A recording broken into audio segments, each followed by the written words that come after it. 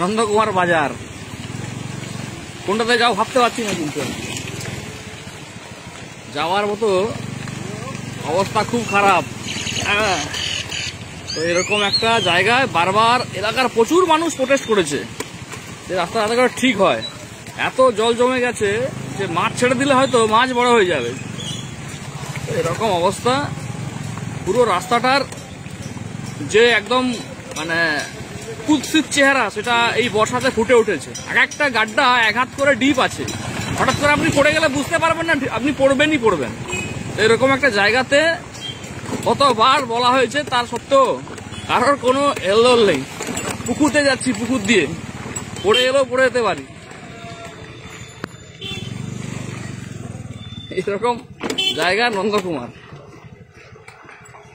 বাসগুলো কিভাবে আসছে হেলে দুলে, এগুলো ঠিক করা যায়। আপনি দেখবেন কিছুটা ঠিক হয়েছে, খুব সুন্দরভাবে করেছে, আর বাদ বাকিটা করার কোনো প্ল্যানিং পরিকল্পনা কিচ্ছু নেই, কারণ করবে না।